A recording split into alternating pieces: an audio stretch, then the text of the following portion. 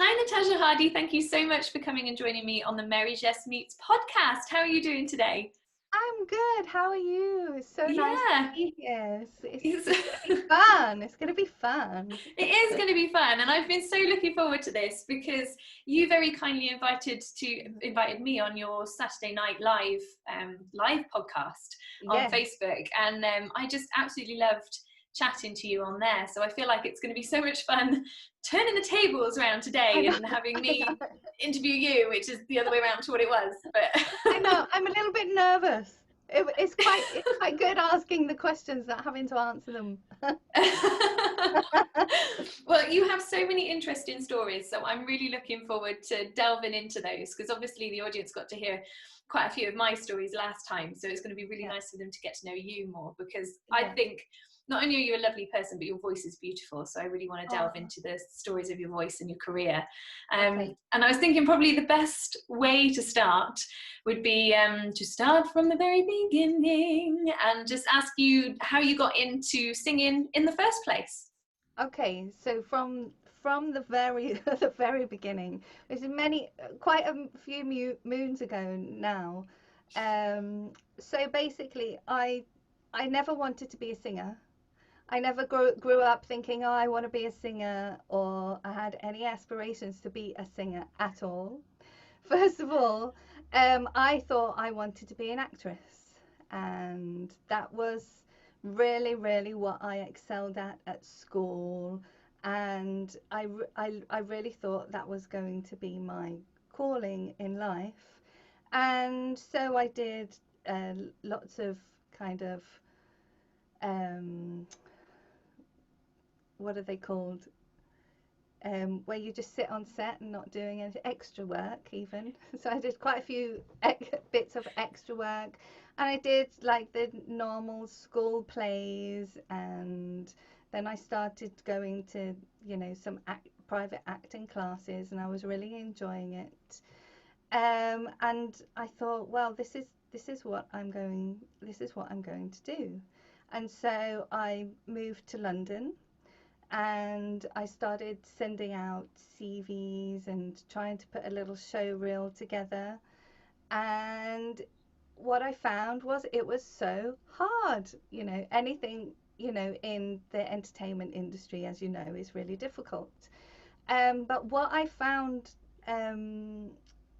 for me was quite interesting is the the time between trying to get work and then having work, and then the time between getting work and then having work again, those gaps, it used to just really, really frustrate me. I always felt like I was waiting for someone else to give me permission to do what I wanted to do. And so as I started to get further on into really, really trying to make it, um, I used to see lots of adverts in the Stage magazine, and which is quite an old magazine, for actors that can also sing. And so I thought, well, maybe I should just start doing some singing lessons as well. And what happened is I started doing some singing lessons, and I really, really liked it. And I was like, oh my gosh, this is so much fun. I liked it more than I ever realized I would like it. And I was brought up in quite a musical family, but it was just something that we did. We sing in the bath or in the shower around the house. My mum used to sing like as soon as we woke up, and we'd all just sing, and we'd like have to watch musical after musical. And so I just thought it was something that other people do. I never really thought about it as a career choice for myself. And as I started doing these singing lessons, like I said, I was really enjoying it. And then when I moved to London, because I started singing before I moved to London, when I first moved to London, I found a really, really amazing singing teacher. And she was actually an opera singer, but she also taught classical training. And she started making me sing scales, as you do in any lesson. and she was just making me sing higher and higher and higher, and she kept going, okay, sing this, and I just kept singing higher, and and then I was just going higher and higher and higher, and I didn't even know I had those notes. I'd never sung them before, and she just was like, do this, do that, stand like this, move this, and she was like, oh yeah, you're a soprano. And I didn't even know what that word was. I had no idea. And I was so intrigued and interested that it just started this whole lifetime of learning that I just fell in love with this new form of art. And as you know now, I never trained as a youngster. I wasn't brought up singing. I didn't go to stage school or anything. So I came into singing pretty late. And when you come into singing pretty late, later on in life, you kind of can't go through your traditional music college because you haven't gained that experience. And so I just carried on singing, and I worked full time, and I carried on singing, learning how to sing. And because I wouldn't say what I would class as a natural singer. I have to work pretty hard on my voice. I don't wake up in the morning going, oh, I'm one of those kind of people that has to train and train every day. And if I don't train every day, then you really notice it. And as I just gained more knowledge, I realized that this is what I want to do with my life. But as you know, singing lessons and training are pretty expensive if you want to go weekly, twice weekly. And so I just decided that instead of really pursuing an acting career, that I would put that on kind of a back burner and concentrate my efforts into my voice. Wow. And so it's taken a long time coming round, but yeah, now I realize that this was a true calling because it was something I discovered for myself, and it was something that wasn't in the horizon, so to speak. It was something that I definitely chose, and so that's basically how I got into singing. That's really interesting because normally the people that I chat to who are singers, they're like, yeah, I always wanted to be a singer like me. I can't ever Yeah, remember ever wanting to do anything else. yeah, And so I was really surprised when you said, no, I never really thought it was going to be in my future, which yeah. it was very interesting. And I imagine that because you thought that acting was going to be in your future, when you did find, as you described, singing as your true calling, was that transition then quite easy, or was it still quite difficult? Because if you've always imagined that path, changing paths, even though you feel it's the right thing, is quite a scary thing to do, isn't it? No, I didn't feel that way at all. I think what it is because when you're acting, you're playing a character, and you embody that character, and you try and find all of those character traits, and you are literally using all of your senses and your emotional senses, and to some degree your physical abilities. But with singing, I found that it was, um, I would say, probably 100 times more of that effort on top, because you are literally using every part of your body, every expression of emotion that you can muster up, at the same time as thinking about your technique and staying true to the part that you're playing. And so for me, singing was just a 100% embodiment of everything that my body can do.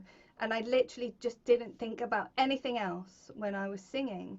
And this is the one thing that I really enjoyed about singing is, unlike acting where you're waiting for the next thing to come and then trying to get work and waiting, with singing it just felt like I could just constantly work on this every single day. And I I wasn't having to wait for someone, because I was doing my work. I knew what I wanted, and so I just had a feeling that it would just work out when it was supposed to work, and I wouldn't need to worry about it because I was just enjoying it so much. That's so brilliant that you felt like that. And it's great that you've taken the initiative to really take the bull of your career by the horns and steer it the way that you want. Because I know that there's still a lot of singers within the industry that feel like they do have to wait for permission. They are always waiting for the phone to ring. And it's just, if you have I know it's going to sound cheesy as anything, but if you have a dream and somewhere you want to go, you've got to take the steps to get there. You've got to try and create those opportunities for yourself. And that's what I was saying to so the young people that I worked with for my third album, Inspire, I said to them, it's all well and good waiting for the phone to ring, and they can be great opportunities when it rings, but opportunities don't just have to be defined as things that are given to you by other people. You can create those amazing opportunities for yourself, and it sounds like you've really taken initiative to do that as much as you can in your career. And it so pays off, doesn't it? Because then when you get to somewhere and you achieve something, you can really go, I did that. That was my brainchild. I made that happen. And I guess an album is a great way, a great example of that. So I imagine your album, Lost in Love, you probably felt very similar when that was finished and completed and out there. Well, it was interesting because before Lost in Love was even conceived, like I said, I used to work and full time for work doing something that you're not working as. So I wasn't working full time as a singer, and I wanted that to happen. And so it was a very gradual process. I managed to start my own business singing 1950s music, and then I grew my own business singing like at churches, at christenings and weddings and funerals and so forth. And it just felt like a natural progression after singing so many other people's songs to really want to sing my own songs. And if you know what it's like when people say, oh, you should sing it in this way or you should sing it in that way, it's somebody else's song. And when it's your own song, then you can sing it how the hell you want because it's your song, and I wanted that. I really, really wanted that feeling. And I had started writing Lost in Love probably about 8 or 10 years before it had even become a thought of an album. Wow. Because I write poetry, I write stories. It's in my family. My nan, bless her, she used to write amazing poetry, and so it was just a thing that I did. And I always dreamed of writing my own music. And when you get to a point and you're really confident in your ability, and you realize that actually I'm gonna try and do this myself. And when you actually do something that you thought about doing, it's just an amazing achievement. I can't take full credit for Lost in Love because there was a lot of people that helped make that dream come true. I mean, I wrote the songs, but putting the actual arrangements together, the piano arrangements. I mean, Stefano Marzani, he's my piano arranger, and I mean, I can play the piano, but I'm more of like a honky tonk piano player. I can put chords together, and I can play a couple of like classical pieces, but I'm not, by no means a piano player. And so kudos to Stefano, because I said I wanted it to sound like this. I wanted to have some Debussy kind of feeling. I wanted it to have like these classical elements, but at the same time I wanted it to feel new and fresh and to have my influences on it. So we would in a writing session, he'd play like an arpeggio about 20 different ways, and then I'd go, yes, it's that one. You know, and so it was a real, you know, it was a real team effort. And once I'd got all of the piano arrangements ready with my songs, then I hooked up with my producer Tom E. Morrison, and he just brought it to another level. And I always feel like producers are kind of the unsung heroes of the music industry. Without Yeah. them, our music wouldn't sound, you know, half as good as it actually sounds. But when when he um, when he first did the arrangement for Into Deep, I'd said, right, I want it to sound kind of Enya with a Lord of the Rings feel, and I want it to sound classical, but I also want it to sound this way, and I want it to sound like me, and it has to sound original. I mean, I literally thought I was asking the world when I was saying all of these things, and bless Tom, he just literally sat there and he was just going, yes, yes, yes, and I was thinking I was never going to be able to do this. Like, literally, I never thought I'd be able to do it. And he pulled it off. When I first heard his arrangement, I was literally blown away. I was absolutely in tears, and that was without any live instrumentalists. So and then we just started on the road of making Lost in Love, because I didn't ask him to make the full album. After I told him about In Too Deep, he said, well, let's just do one track and see how it goes, because he was very smart. And once we'd done the one song, he was like, yeah, let's do more. So that's how it kind of, the inception of Lost in Love started to happen. Wow. So how would you describe your influences? So you said you wanted it to sound like you and your influences. What do you think takes music and then makes it yours? Are there any sort of key elements that you like to include?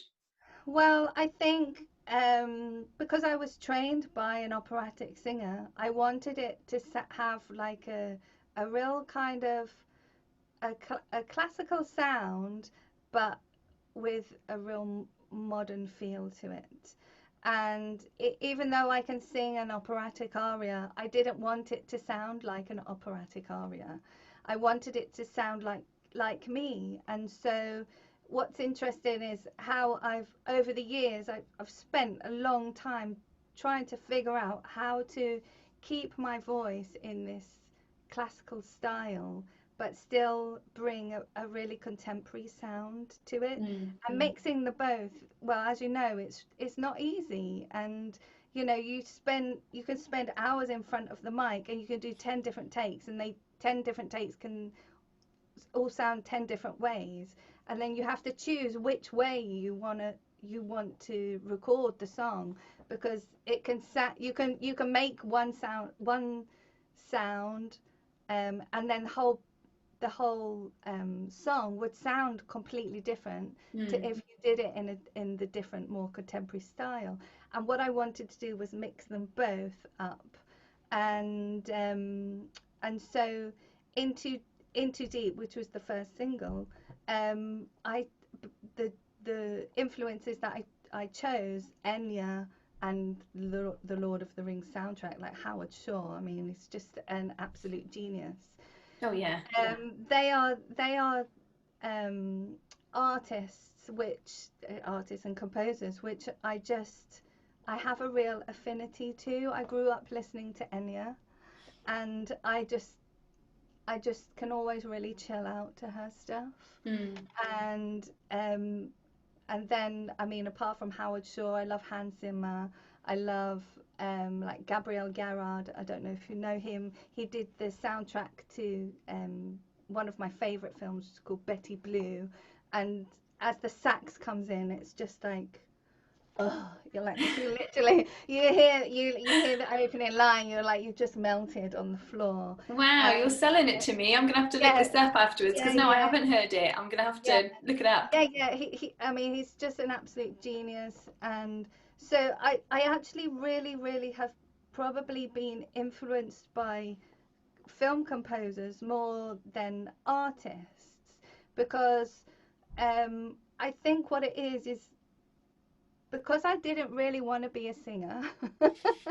I didn't grow up thinking I want to sound like that, or I want to sing like that person. And I didn't realize, but in hindsight, the singers that I could sing along to were often male singers. And I didn't realize that because of, you know, my tessitura and my FARC, that is where my voice would actually sit. I'm, you know, I'm singing an octave higher than just that male voice. And so I didn't have lots of, I would say, female voice influences. I mean, I loved Whitney Houston and Madonna. Who didn't? But I never grew up thinking I want to I want to sing like them or be like them. And my brothers can attest to, I used to not sing Whitney Houston very well. You know, I've got two. Who can sing Whitney Houston very well? I think my only two Whitney Houston can do that.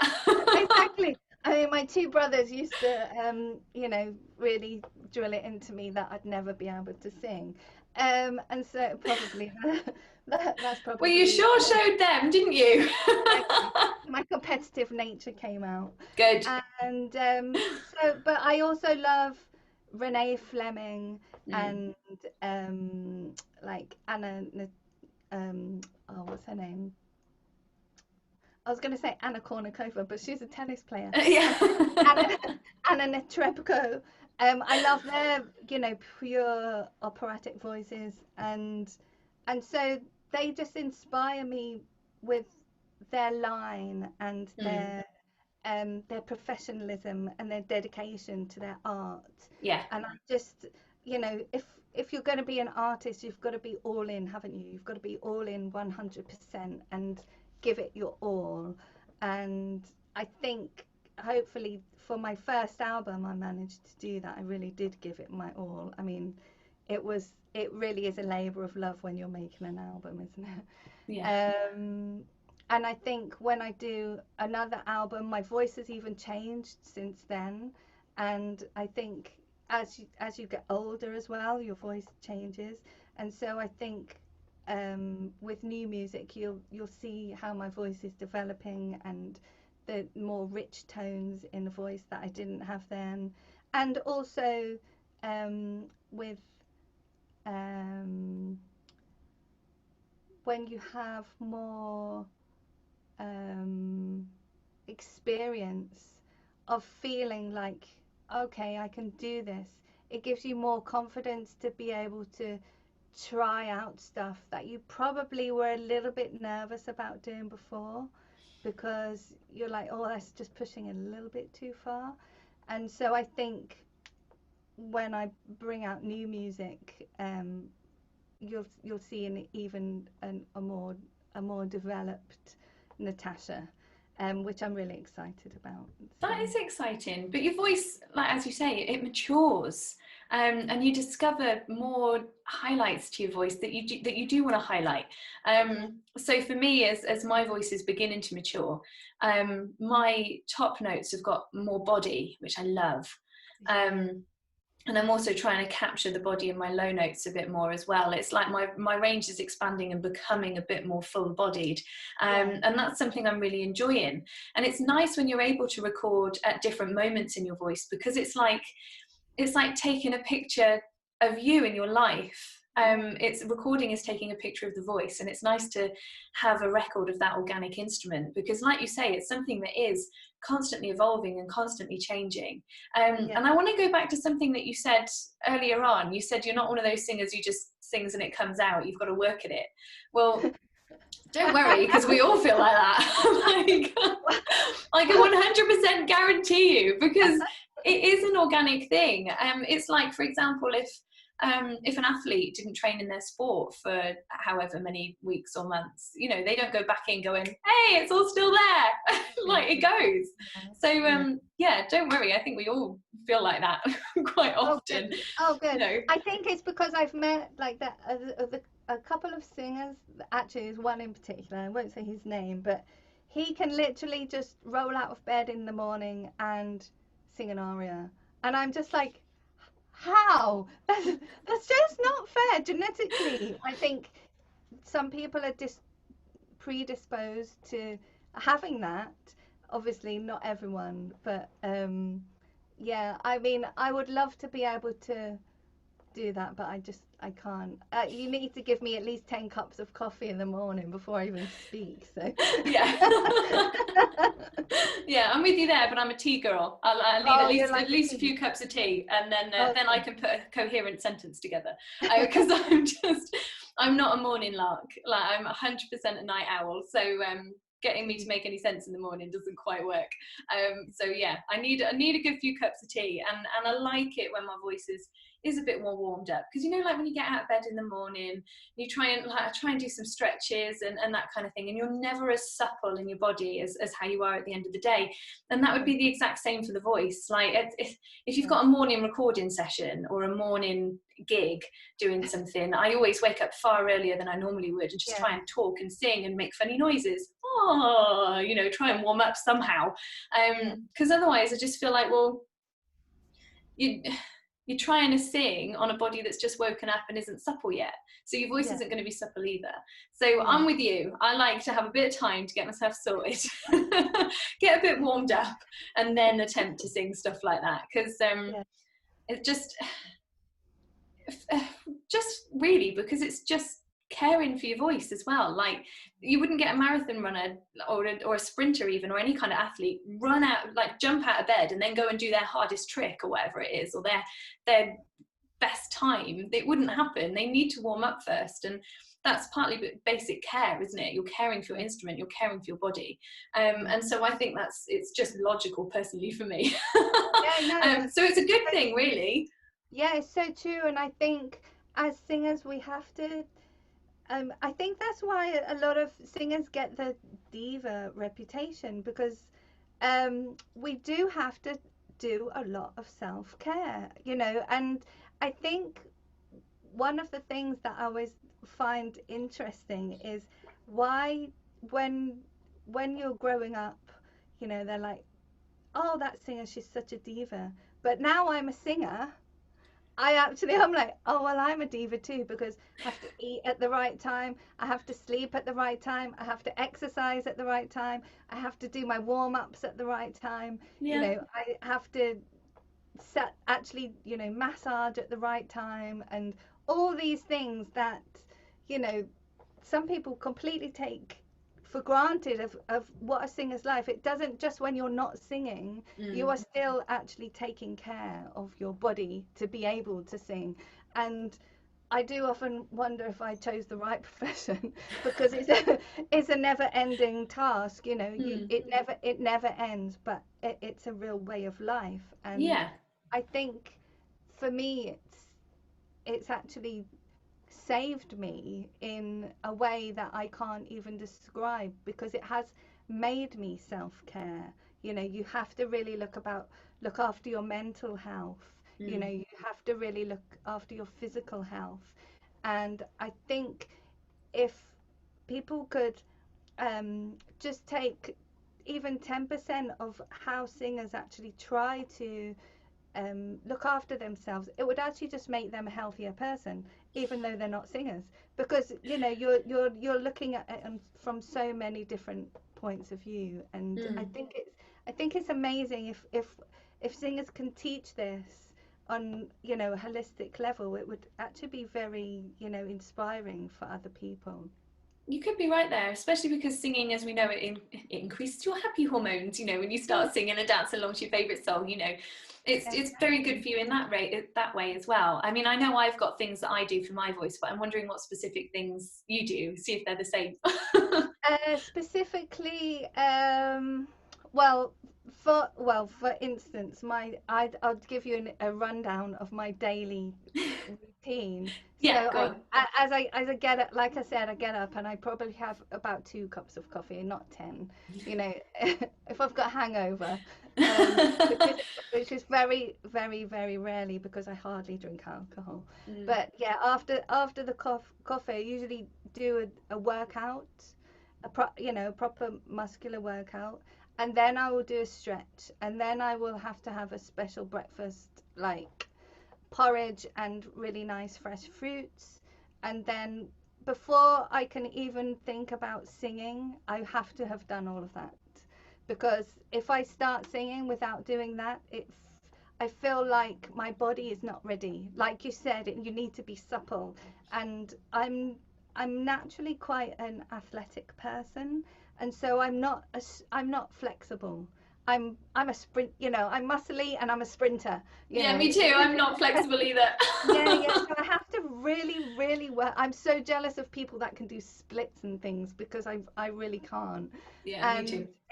if my body doesn't feel, like I can move it, and like you can see my arms. So it's like if I can move my body, then I feel like, okay, I'm ready to work on my voice now. And the first things that the main things that I do are humming, and then I sing my scales through a straw in some water. So I don't know if you do that. So I don't do that, but I have literally get a straw and I yeah. blow into the water and make loads and loads of bubbles. Because there's a Apparently device now that you can get that goes over your mouth to do that. I saw Ema Barry got one and she was really excited about it. But yeah, explain the science behind it, because I think that'd be interesting for people to hear. So, well, I mean, I actually got it from my singing teacher, but it's a thing that opera singers use, because basically what we're doing is we are using all parts of our whole vocal cord. Without putting any extra pressure, no extra air can go through. If you ever try to blow through a straw, I mean, I'm using a pen, but I haven't got because I haven't got a straw in here. But if you ever try to blow through a straw, there's actually only a certain amount of air you can get through a straw, and that's what we're trying to do with the vocal cords, is only allow a certain amount of air to go through the vocal cords, and so they're warmed up nice and evenly. And it's usually only after that's when I will actually start using more of an open voice. So yeah, it's all in the warm up and all in. It's like decorating a house, isn't it? It's like 80% preparation. You're sanding and painting everything before you can even do the walls. Yeah. And that's how I feel about the voice. You have Yeah. to really, it's all the preparation, and only once the preparation is ready, then you should really start to sing. And I've done it the other way, tried to do the shortcuts over the years, and I've learned that this is my best way of working. That's completely fair enough. And I think when singers say stuff like that, like, you're right, some people go, oh, that's a bit diva-ish, but as soon as you swap the person in that story for an athlete, then it's not diva-ish anymore. People understand the concept more, because they're like, well, that makes sense, they've got to perform at their best. And with the voice, it is the same, because it is a muscular function. It is the biology that you're looking after, the same if you were an athlete. So it sounds like some of the things we do are quite similar. So I said about making sure you're supple. I need at least 20 minutes. I want to warm up my voice before I go on stage. At least half an hour is better. But yeah, it also warming up your voice, like the straw thing. I've got things that I do that are similar. Tell me. Well, it's just because it creates a bit of resistance and a bit of focus for the airflow. And so there's a few things that I do in my warm-up that's similar, and it means that you're warming up your core and your tummy before it starts to try and support the voice. So when I warm up, I do a lot of breathing exercises first, because it's your tummy that's got to be there for your voice. So you warm up your tummy first so that it can support you when you start singing. But there's so many warm-up exercises that sound ridiculous and look hilarious. But those are the ones you got to do. Yeah. I'm panting already. Yeah, exactly. Yeah, I do an impression of Misty, my dog. It gets your tummy moving. And then you've got blowing out candles that get your tummy moving. There's lots of other ones, but when you're just starting to warm up the voice, but you want your tummy to be engaged and you want to really exercise your tummy ready to support the voice. Another good one is the hamster cheeks, the puffy cheeks. Okay. Because you're effectively kind of humming. It's very gentle on on the larynx, but it's really bringing in your tummy muscles to support you, because as soon as you create resistance here, your tummy has got to work twice as hard to make sure that it's supporting the airflow as it comes out, because it is more difficult with that resistance. So I'm going to try the straw thing, but I imagine it's similar to that, because you do have a smaller gap that it's coming out of, and you've got to create those bubbles. So yeah, it's interesting. I do feel like, because we're using a lot of these muscles, I do feel like singers are the people that will have facelifts hardly ever, because we're literally in a facelift motion like most of our lives. One good thing about being a singer.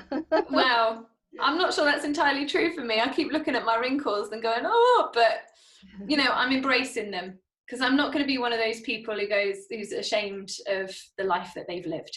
I'm embracing that, and it's fine.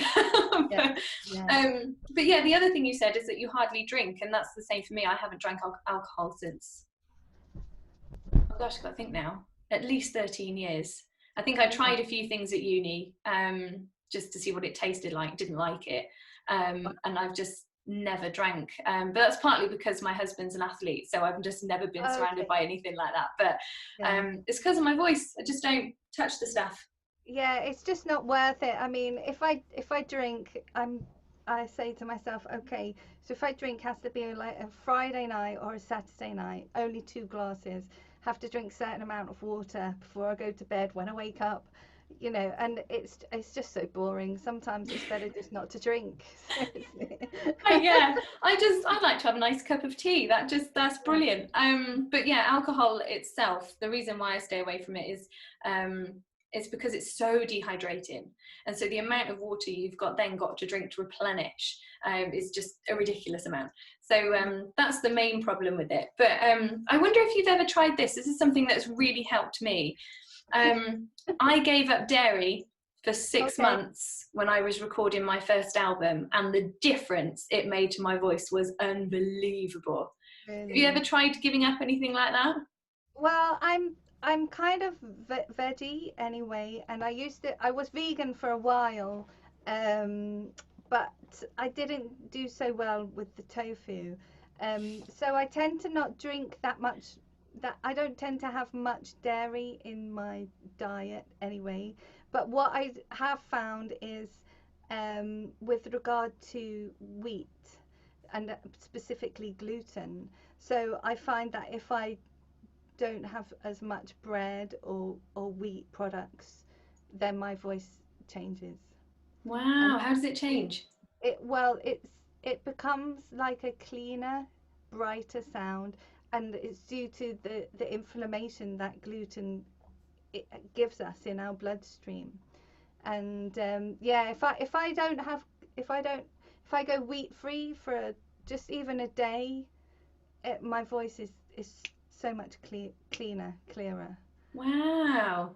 But I've never tried that. Yeah, so I don't feel it so much with the dairy, because I don't really have that much dairy, but definitely with the wheat. Yeah. But like you said, with athletes, I saw a huge difference, because I'm a huge tennis fan. So I saw a huge difference when Andy Murray, and also I can't think of the other guy now. He's only like been Wimbledon champion like about 5 times.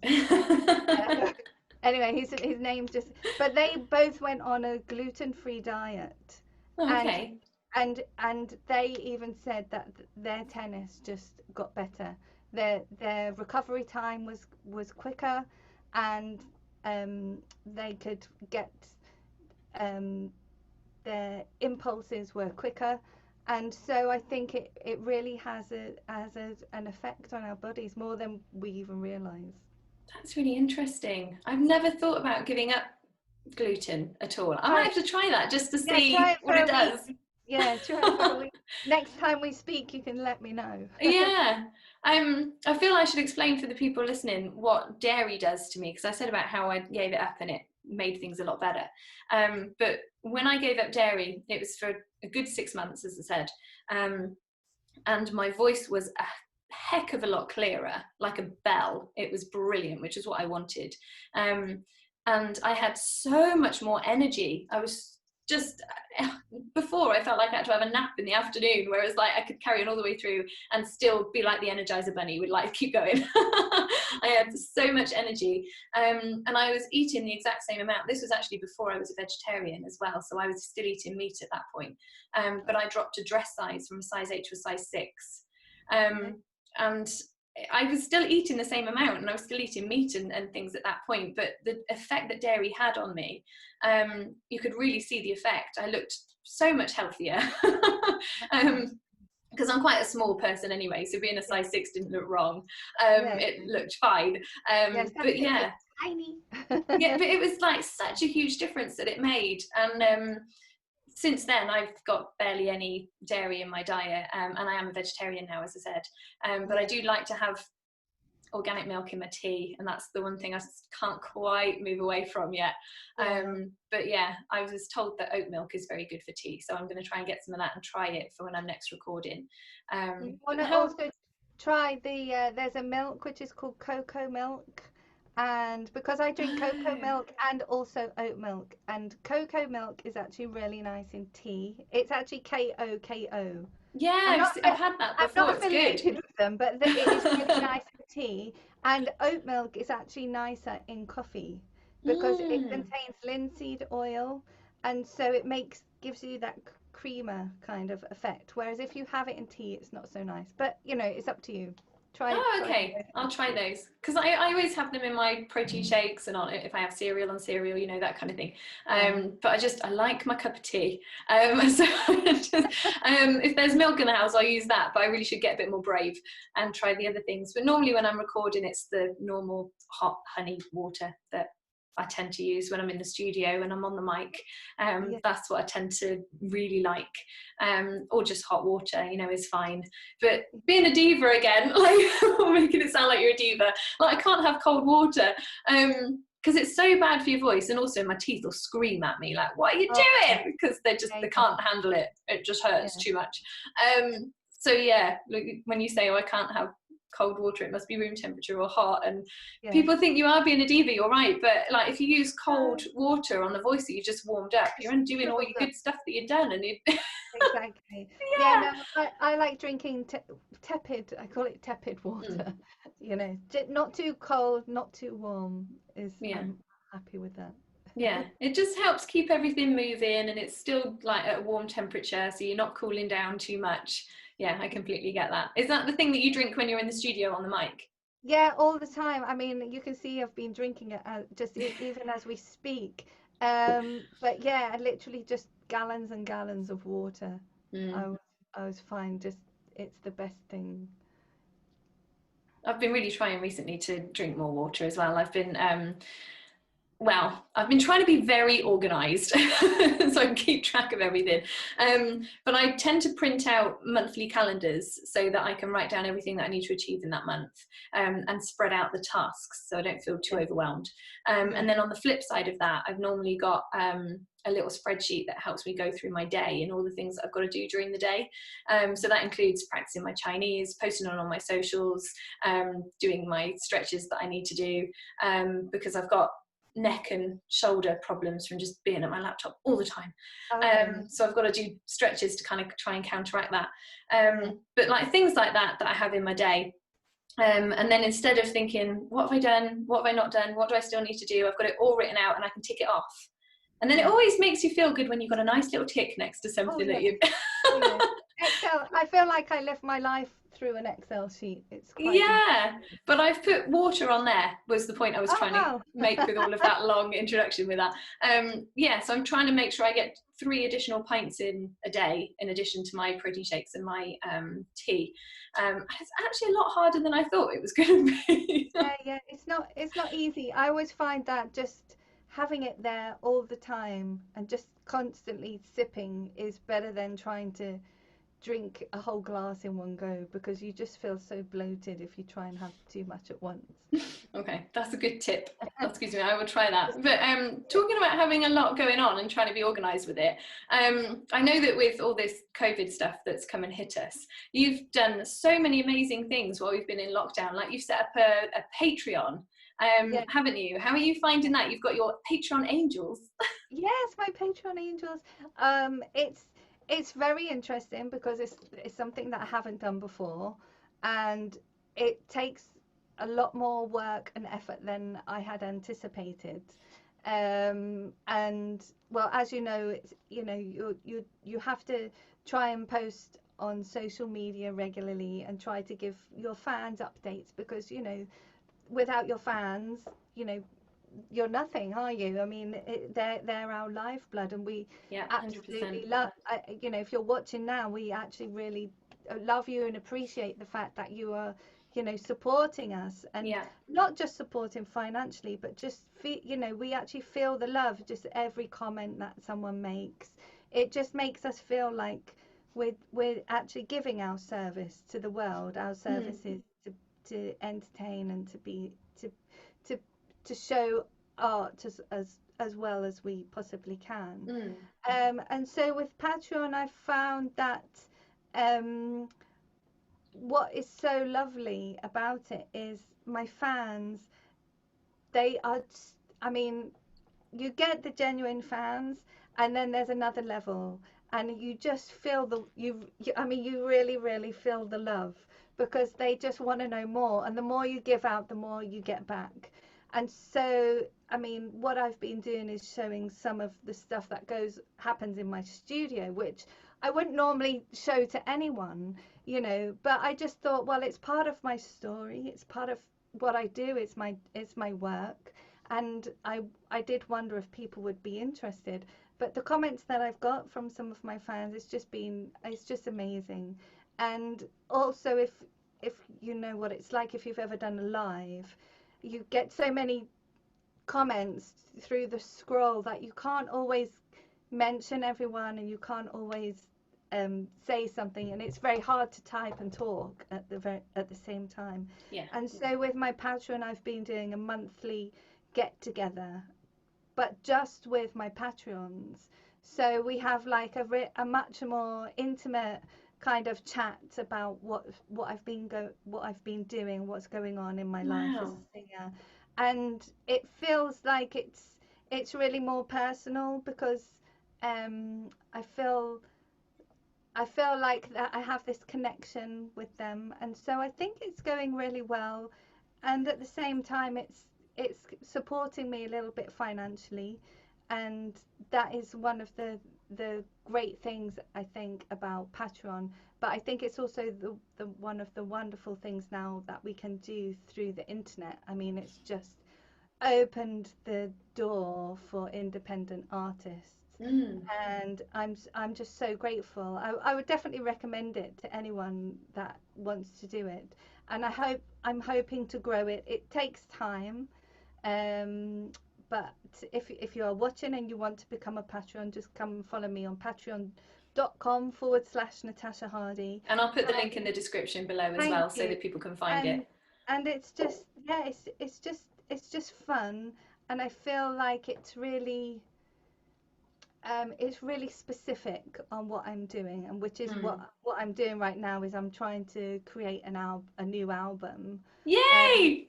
so yeah, so this brings us on to my next project. And so so my Patreons are seeing the development of the early stages of what happens in making an album, so they're getting to see that. And I think that's one of the things where we can feel as artists now this is the second time round for me. The first time round I felt like I didn't want to share so much stuff because it was very nerve-wracking, and I was kind of on the journey myself.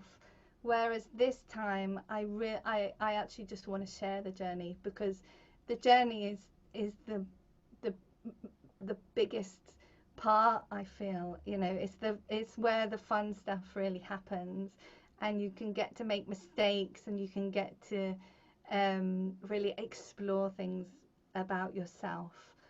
So yeah, that's what's being shared at the moment. Yeah, that's amazing. I think that's the reason why I love crowdfunding campaigns so much, is or pre-order campaigns, they can often be called as well. It's Yeah. because they're there with you as you're creating something, and the journey is far more important than the destination. I know that's a thing that lots of people say, Yeah, but when it's you're so true. It's so it true. is Yeah, it's it so is, and true. when you're creating art that you hope other people are going to love, the whole idea of it is to share that art. And if you get to share that art in the journey as it goes along as well, then it's just allowing people into your world a bit more, and you know that you're allowing in people who genuinely care about you and your career, because they're there with you throughout the process, supporting you on these pre-order campaigns or through Patreon, as you can use it in that way. And I feel that just gives you a deeper relationship with your fans, because I mean, I've spoken to a few people on the podcast now about fan bases, and my main feeling with it is that you can look at it in a business sense, as lots of people do, where you're trying to acquire fans and build a fan base, but it's far more than that now. Like you said, with the internet, you're able to build real relationships and real friendships with people, because the internet allows you to do that. No longer do you have to be like going out and the only thing that people get to see of you is when you're on the stage. You can share so much more now, and there's something really wonderful about that. I know that quite a lot of people are afraid to share, though, because it is nerve-wracking when you put so much of your heart and soul into something, and you share it for the first time. That is a really scary thing to do. So the idea of having people who genuinely really love you and really want to support you on your pre-order or on your Patreon is just such a blessing, and it's just such a great thing to do, because I love that journey as much as the fans hopefully love it. Exactly, and I'm hoping to share more and more. I mean, as you know, it takes up a lot of time to make things like this, to make up little videos. I mean, I didn't wake up this morning looking like this. So, you know, it's just like anything. It's the effort and the time that you put into the work. But I think I personally do believe that people do appreciate that, you know, and you get that back tenfold. I think what is so amazing is we get to talk about our work. You know, not everyone, believe it or not, not everyone wants to hear about how you know, spent 10 hours in the studio singing one song. You know, it's not always the most interesting thing for some people, but when you have people that genuinely want to hear about that, oh, I can talk to the cows come home. I can go, well, during this take, this happened, and I liked this, and so we used that. And you know, it's an actual privilege to be able to, you know, really open your soul up like that, I think. Yeah, and I want to go back to, that's just reminded me of something you said before, where you said in the studio you can try things in so many different ways. So in this take you can do this, and in this take you can try that.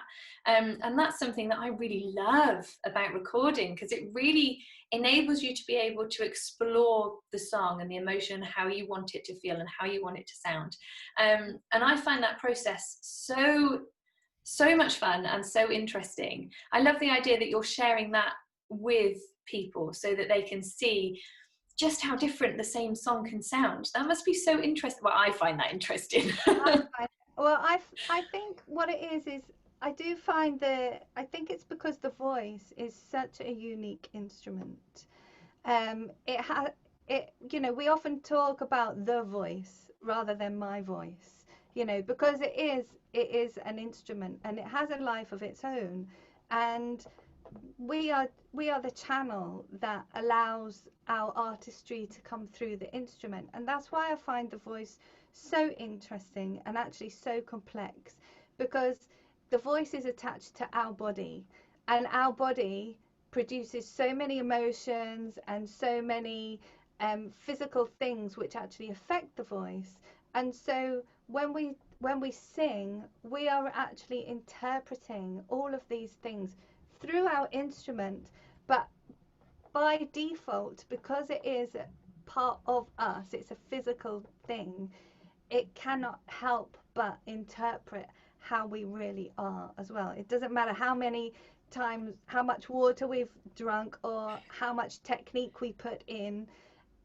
when we feel something through our voice, you can hear it in a recording. And that's what I find absolutely amazing about it. It's unlike where it's the piano and the flute, of course you have the violin, and of course you are still processing through the instrument, but you have to translate that onto an actual external piece of a physical instrument, whereas our instrument is inside us.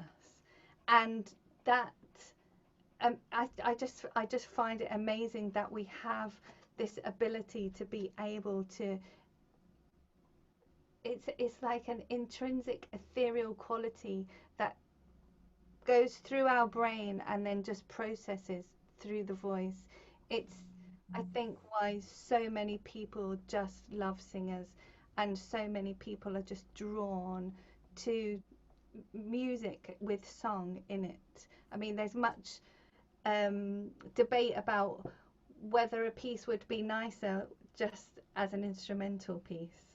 You put a voice on and it takes you onto a completely different journey, doesn't it? Because you feel emotion when you hear a voice, because it is human.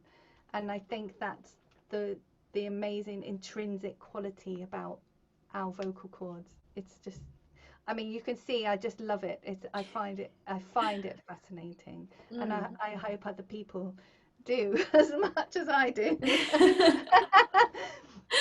Yeah, I do know what you're saying. I think I tend to lean that way because I am a singer. So whenever I'm listening to somebody else sing, and you have a story being told with the song that they're singing, and it's often the takes that are emotional and not technically perfect that move you the most. For me anyway. I mean, I'm sure if we were to get an instrumentalist in on this conversation, they'd be able to wade in and say, no, I feel like it's just as emotional on the flute, or whatever you want to pick. But I feel like as a singer, I would intrinsically lean that way, because I am a singer, I guess, because I want to use my voice in that way. But I think it also comes from our history, not in terms of singers, but as people, where songs were used to tell stories, and they were used to remember the history of, you know, your people. And it's been used in so many different cultures over the years to tell stories that are very culturally important. And so maybe the fact that we've grown up with a history like that means that we do feel that way to songs that are being sung. So maybe people do feel that way towards singers even when they're not singers. I mean, I can only talk from a singer's perspective because I am one. So yeah, it could be interesting to talk to an instrumentalist about this and see how they feel. I think so, definitely. And I think what's interesting is during the pandemic, as soon as it hit, the first thing that people were doing was singing. It was the first thing that so many people turned to, is group singing, or trying to sing on Zoom all together, or putting people all together to sing a song. And it was for me kind of a confirmation of what I believe is how the voice can really bring people together. It really can, like nothing else, I think.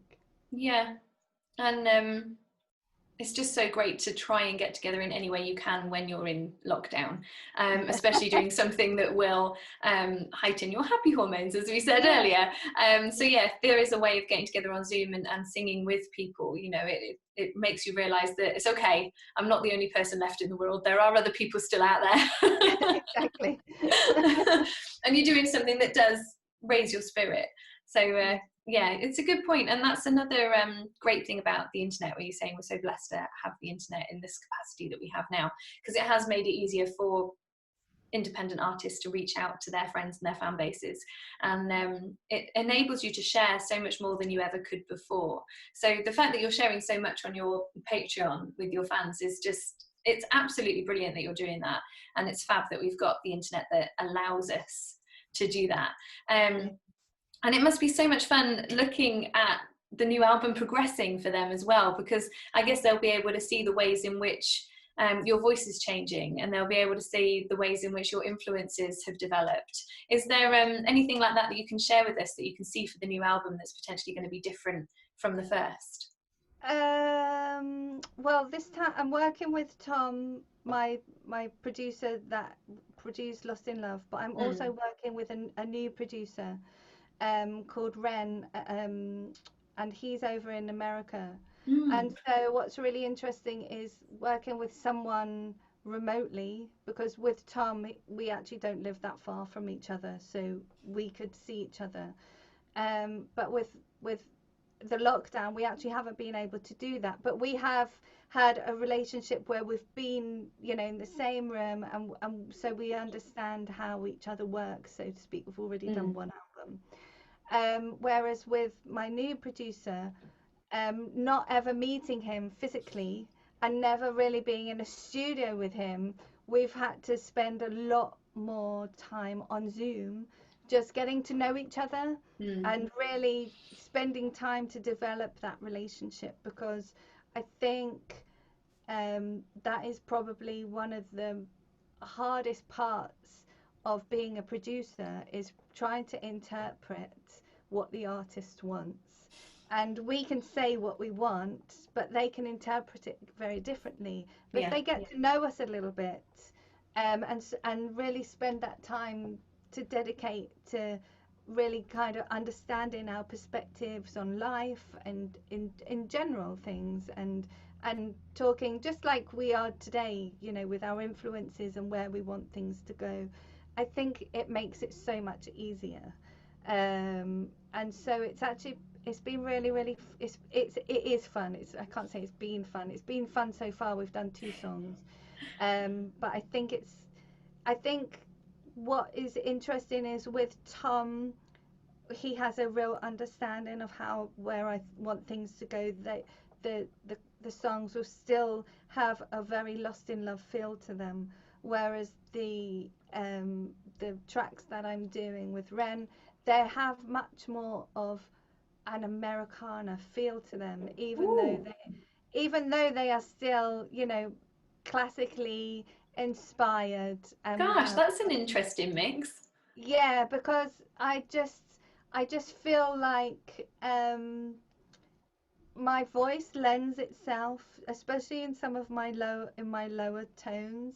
It really has that kind of a feel to it. You know, the adult, I think what is it, adult alternative Americana genre. Oh, okay. When you said AAA, I was thinking all access, all areas passes for tours. That's what comes in my head. Probably is. Yeah, I think and it's a new genre that I've recently discovered myself. I didn't even know that it kind of existed, and so it goes over those classical crossover vibes into something which has a more contemporary sound, and I'm really excited about it. Yeah, that's really interesting. I can't wait to hear how that manifests itself. That would be really interesting to hear. But you said, I think before we started recording this call, you said that it's going to be a covers album, and so I'm really interested to find out why you chose covers after what you said earlier about how freeing it is to write your own material. What was your thoughts with that direction? Well, the reason being is, unfortunately, my father passed away last year. Oh, I'm sorry. Thank you. And I'm just not ready to write. That is just basically, I was not ready to write. I'm not ready to write yet. And I always knew that going through a new recording process was going to be really difficult.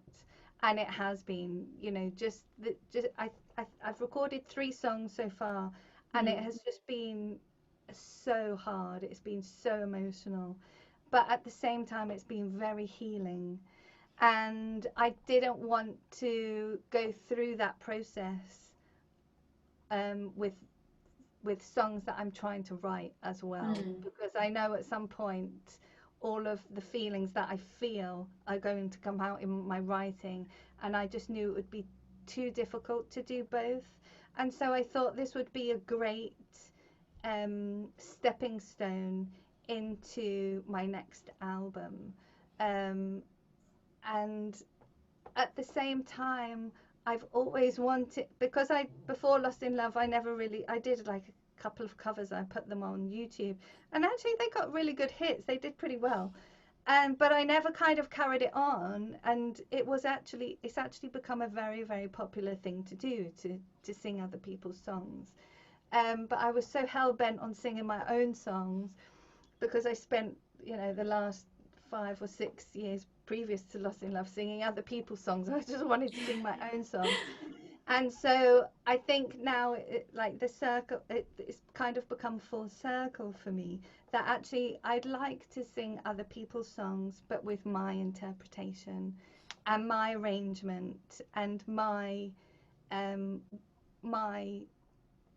style of how, if I had written that song, this is how I would have done it. And so I think that's a very, very exciting thing, because everyone that ever sings a cover song sounds completely different, and that's actually the wonderful thing, isn't it? And I do hope at some point in the future that people would sing my songs, and I'd love to hear how people interpret my music, because they obviously see something in there that they connect with. It's like a painting, isn't it? Everyone sees something different in a painting, and so yeah, that's why I'm doing a cover songs album. Yeah. Wow, I'm so sorry to hear about your father. That must be so difficult, and I can completely understand why you're not ready to write yet, because as soon as you start putting pen to paper and all the feelings come out, that would just be quite an emotional thing. Sorry. I was going to say, and the wonderful thing about working with producers who know this, they are just so sensitive to that, and they are actually part of a healing process for me. I mean, no amount of money could actually explain, or even words could explain how that happens for an artist. And I didn't even think I would be able to sing again for a long time, and so being able to sing without crying is actually really lovely. But there have been lots and lots and lots and lots of tears, but it's part of a process that I feel I have to go through if I want to carry on in this career, for sure. Well, it sounds like this is an amazing healing process. As you said, it's really going to help with your emotions through. I can't imagine how you're feeling with it, but the fact that you're also able to bring yourself to this in a bit of a new way, really, when you're interpreting somebody else's songs, it's like an exciting creative opportunity and experience in itself, isn't it? Because when you are able to interpret other people's songs in your own style and sing them the way that you imagine them, you really are still bringing yourself to the table, even if it's not something that you've actually written yourself. There's still a lot of you that you put into it. So I imagine that it'll follow on very nicely from your original songs, I'm sure, because you have all your influences in there. Exactly, 100%. And just because it's somebody else's lyrics, it doesn't make them any less worthy than when they're your own lyrics. And you really do feel the weight of, words are golden, and you do really feel the weight of another word, somebody else's words that you're interpreting. It's actually quite interesting. It's a very interesting process. Yeah, and I was chatting to Uriel about covers versus original songs, and it was a very interesting conversation, because she does all original songs, which are really amazing, and she puts her incredible career down to the fact that she does her own original material. But then I was saying, from my point of view, that I like having the scope and the opportunity to put my own spin on things that I really love, on songs that I really love, because even though somebody else wrote the words doesn't mean I don't feel them as well. No. Doesn't mean they don't hit me in the heart.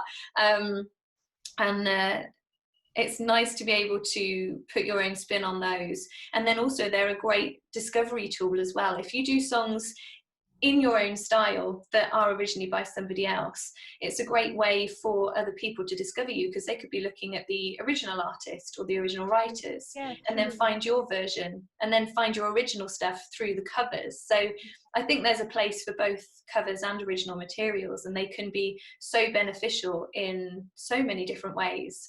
So yeah, you're able to show people how you interpret the music, but still find new people because they're covers and they might have found you through the original people. Yeah, exactly. And as you know, as a songwriter yourself, you know, a good song is a good song. Yeah. You know, and it can, you know, it can transcend time and place. And so every, like I said before, you know, every time someone else sings it, it's like it's a new song. The melody and the structure might be the same, but as you know, the backbone of any good song is the chords, the melody, and the arrangement. And so the arrangement can always change. The melody can tend to slightly change, but not much. But it's the way we sing it, and it's our feeling, and you know, everything that we put on top of that. It's like a cake, isn't it? Yeah. The chords and the melody are like the base ingredients, and we are the chefs. We make it what it is. So yeah, we put the decorations on and make it how we want it to look.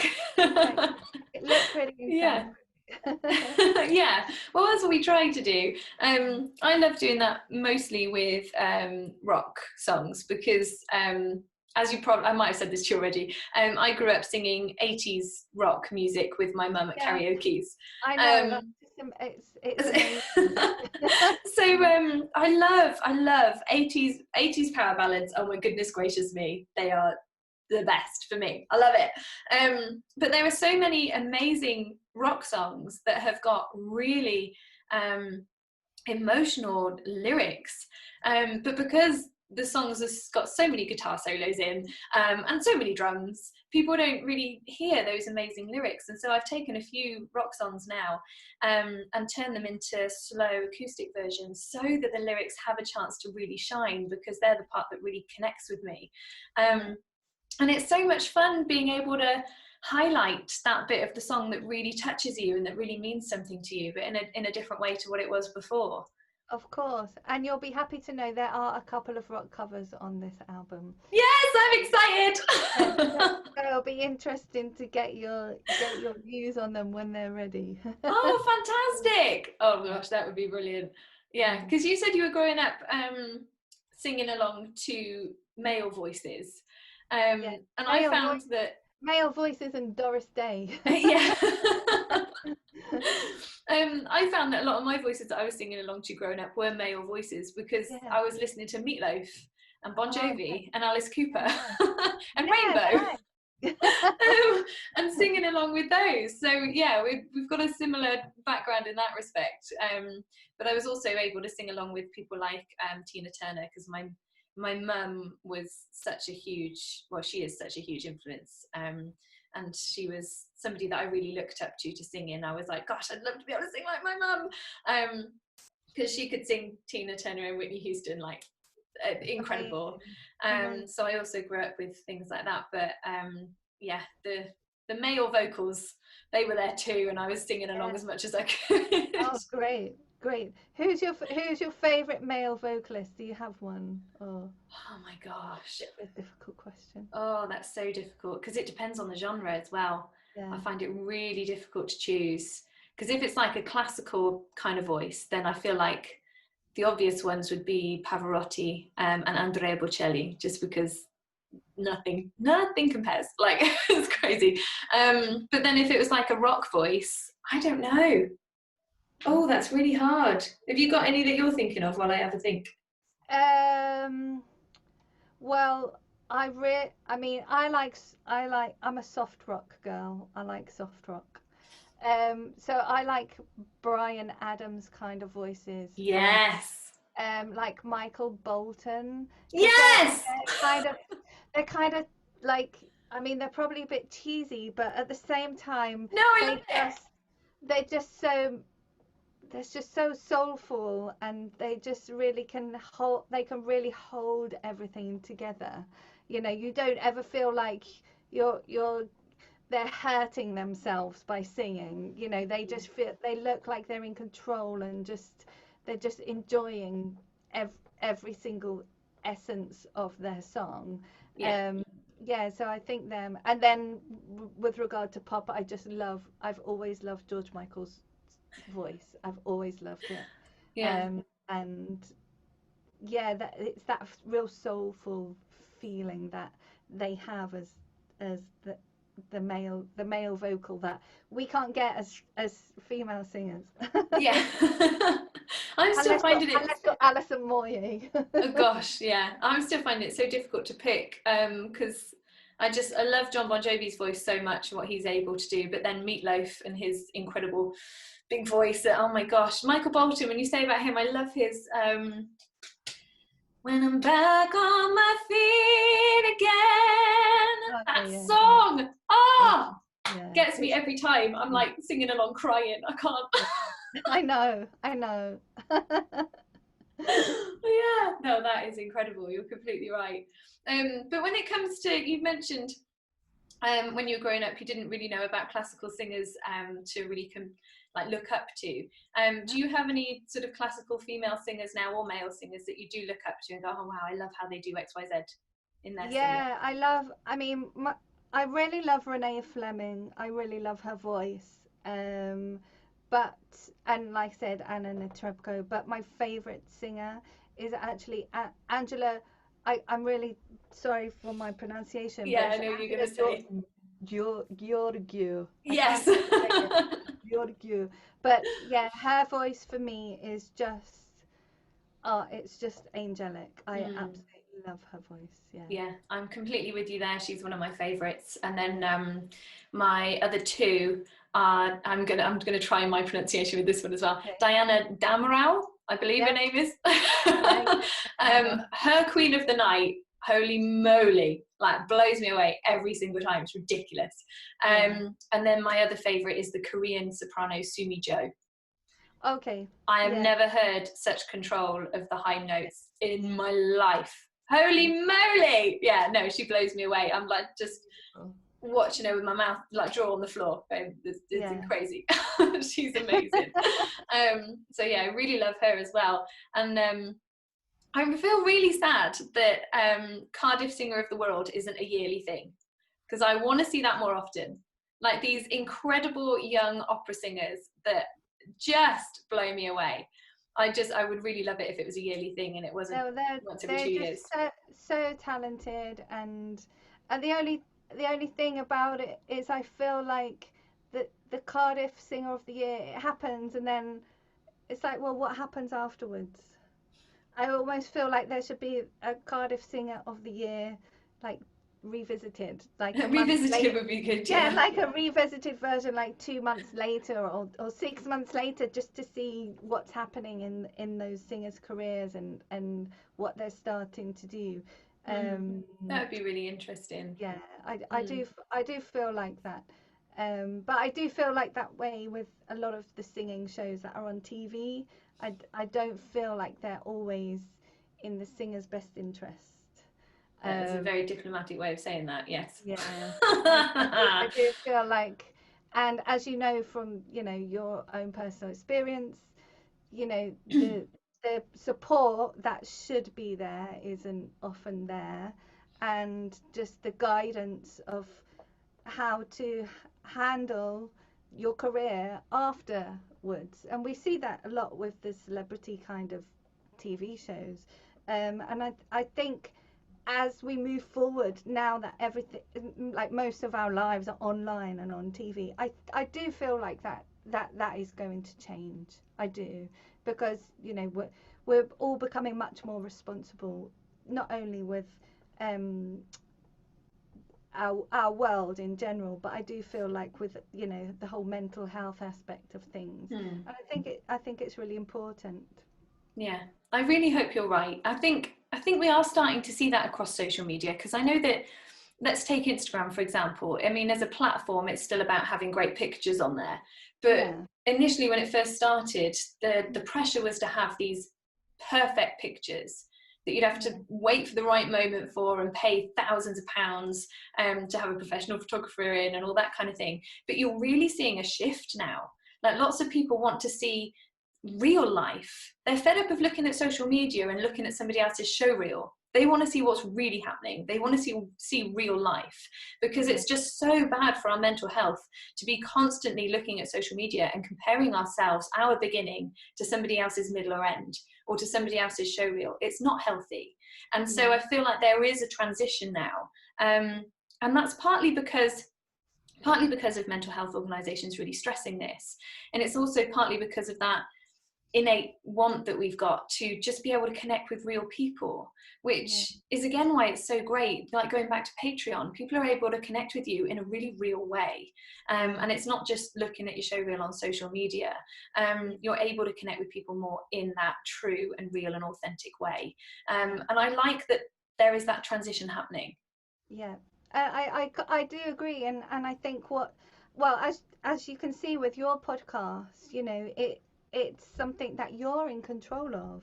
You know, you're choosing your guests, you're choosing how long the podcasts are, you're choosing when to air them.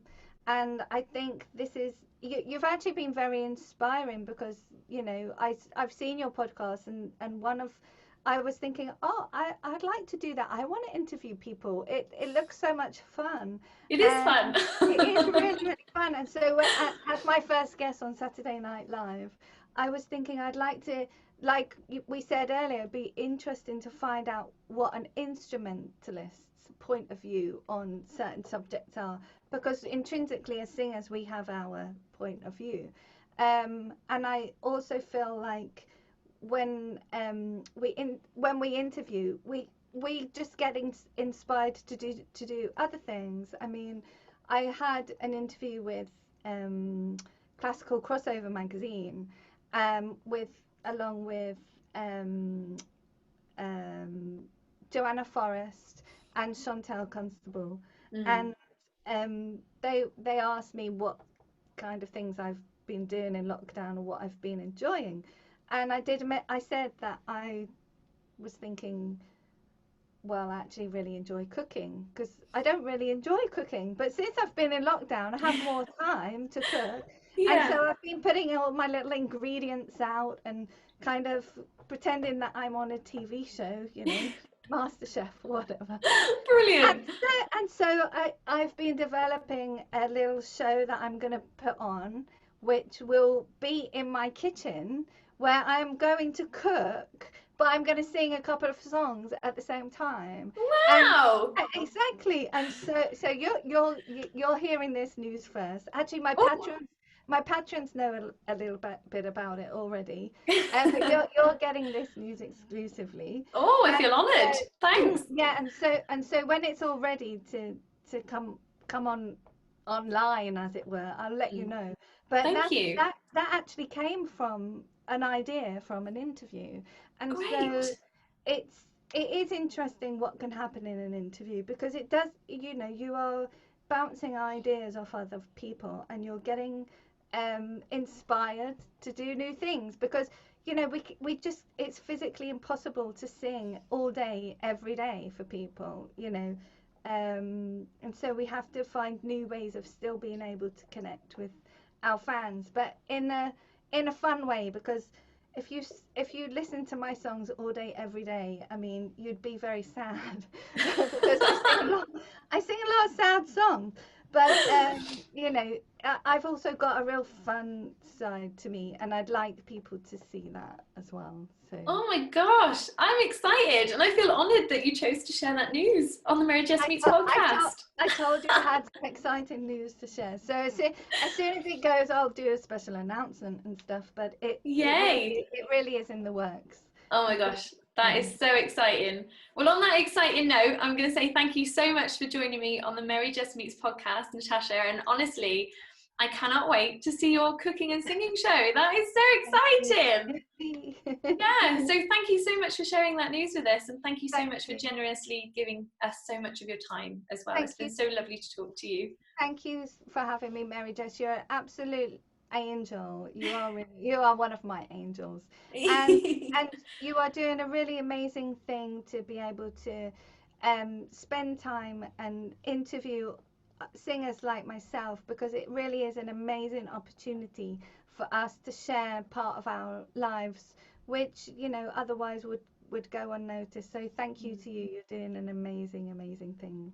That's so lovely of you to say that. I'm gonna have a big beaming smile on my face for the rest of the day now that you said that. Thank you. I'm so glad you feel like that, and I really hope that everybody listening is enjoying this as much as we are, being able to share our stories and find out new ones. So thank you so much again for sharing your stories, sharing your time with us.